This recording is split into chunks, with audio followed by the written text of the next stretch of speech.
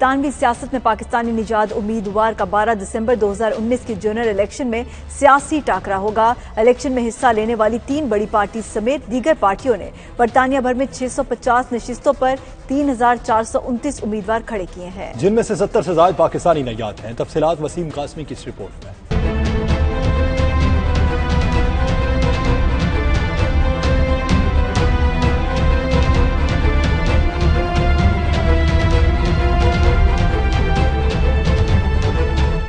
برطانیہ بھر میں سیاسی گہما گہمی عروج پر پہنچ گئی۔ وہ علاقے جہاں ایشیائی کمیونٹی کی تعداد زیادہ ہے، ان علاقوں میں سیاسی پارٹیوں نے اپنے ایشیائی امیدواروں کو انتخابی مہم کے لیے میدان میں اتار دیا ہے۔ برطانوی حکمران جماعت کنزرویٹو کی جانب سے اسلاموفوبیا اور نیشنلزم کے پرچار اور بی جے پی برطانیہ کی حمایت کے باوجود 20 ایسے امیدوار انتخابات میں حصہ لے رہے ہیں جن کا تعلق پاکستان سے ہے۔ جن علاقوں میں ان امیدواروں کو ٹکٹ دیے گئے ہیں وہاں سخت انتخابی مقابلے کی امید کی جا رہی ہے۔ لیبر پارٹی کو کشمیر پر کھل کر مسلمانوں کا ساتھ دینے کی وجہ سے مسلمانوں کی اکثریت کی حمایت حاصل دکھائی دیتی ہے، جبکہ سکھوں کی بڑی تعداد نے بھی لیبر پارٹی کی حمایت کا اعلان کر رکھا ہے۔ دوسری جانب Labour Democratic, Green Party, Scotland National Party کی جانب سے بھی پاکستانی نژاد سیاستدان انتخابی میدان میں موجود ہیں۔ اس طرح آزاد اور سیاسی پارٹیوں کے ٹکٹ پر الیکشن میں حصہ لینے والے پاکستانی نژاد امیدواروں کی تعداد 70 سے زائد ہو چکی ہے۔ تجزیہ نگاروں کا کہنا ہے کہ England, Scotland, Northern Ireland, Wales اور دیگر علاقوں میں جہاں ایشیائی کمیونٹی سیاست میں بڑھ چڑھ کر حصہ لے رہی ہے، وہاں سیاسی دھڑوں میں بریگزٹ، جموں و کشمیر اور اسلاموفوبیا اور نسل پرستی جیسے بیانات آنے والے جنرل الیکشن پر اپنا گہرا اثر چھوڑ سکتے ہیں اور مرکز میں کسی پارٹی کی شکست یا فتح کا باعث بھی بن سکتے ہیں۔